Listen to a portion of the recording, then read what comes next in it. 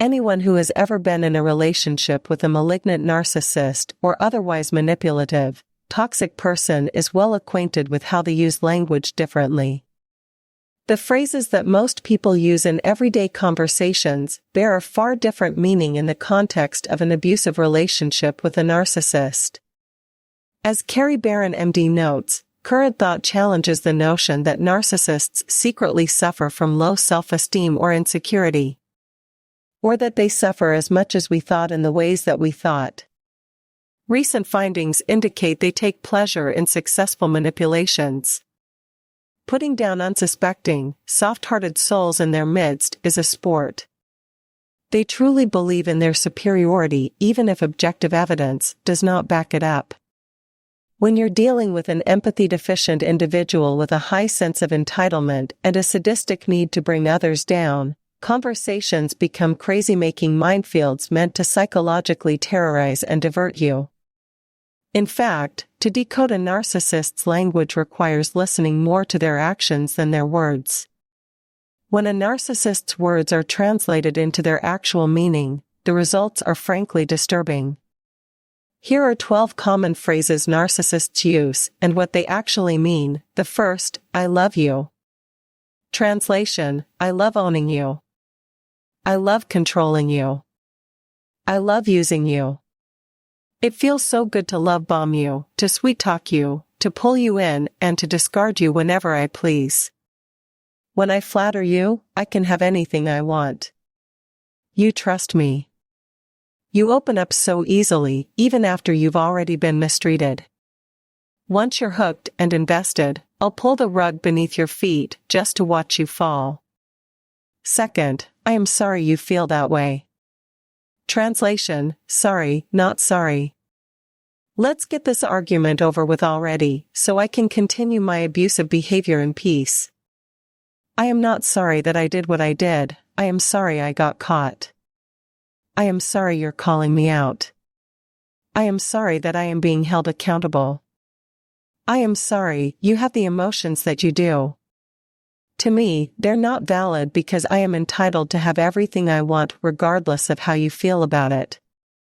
Third, you're oversensitive/overreacting. Translation, you're having a perfectly normal reaction to an immense amount of bullshit, but all I see is that you're catching on. Let me gaslight you some more so you second-guess yourself. Emotionally invalidating you is the key to keeping you compliant.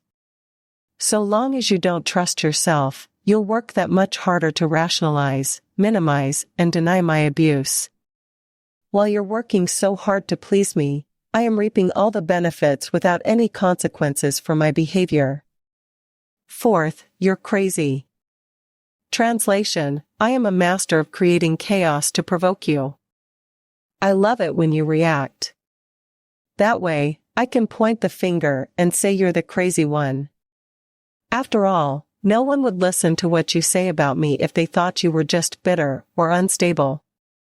Forget the fact that I am the one who's truly rageful and irrational, lashing out anything that threatens my sense of superiority. Fifth, my exes are crazy. Translation, I made my exes crazy. It was so fun. All I had to do was provoke, poke and prod until I got a reaction. Finally, when I did, I used those reactions against them to show everyone how unhinged they are. Soon, you'll be the crazy ex, too. Sixth, she/he is just a friend. Translation, I keep this person as a backup for whenever I get bored. They may replace you if you leave. In fact, they may already be acting as a valuable side piece. If you complain about my shady behavior with this person, I'll make sure you seem like the controlling one. Seventh, you're so jealous and insecure. Translation, God, this love triangle is fun. I love the way you compete for my attention. Makes me feel so desirable and powerful when I flirt with others in front of you. Get you riled up.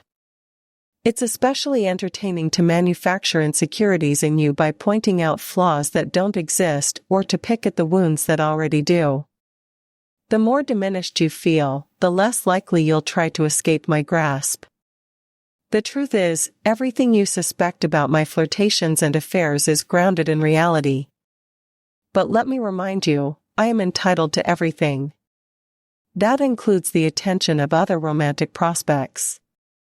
8. You have trust issues. Translation: I am an untrustworthy person, which I've shown time and time again by betraying you. Your gut is right, but it'll be a cold day in hell if I ever admit it. The best thing you could probably do is trust yourself and run in the other direction, but of course, that would be far less fun for me. 9th, it's not all about you. Translation: it's really all about me. If you ever turn the attention back to your own needs, I'll make sure to project my own self-centeredness onto you. I'll make you feel guilty and ashamed of having these needs in the first place, because I'll never be able to fulfill them. I just don't have the emotional equipment to do so, nor do I want to, because it takes the focus away from the person who's really important. Me. 10th, why can't we remain friends? Translation: I really don't like losing members of my personal harem. I'd prefer to keep you on the back burner in case I need to use you in the future. Plus, collecting exes is a hobby of mine. It's so convenient to be able to reach out to one whenever I am feeling especially bored. Who knew being friends could be such a great way to prevent losing valuable sources of supply so easily? 11th, no one would believe you. Translation: I've isolated you to the point where you feel you have no support. I've smeared your name to others ahead of time, so people already suspect the lies I've told about you. So yes, some people may not believe you, especially the ones who still think I am an amazing person. Especially the people who continue to enable me. There are still others who might believe you, though, and I can't risk being caught. Making you feel alienated and alone is the best way for me to protect my image. It's the best way to convince you to remain silent and never speak the truth about who I really am. 12th, you'll never find someone else like me. Translation: if you never find someone else like me, that's a good thing. There are empathic people out there who will treat you far better than I ever did. But I'd never want you to find them or discover your true worth. I'd prefer you to keep pining after me.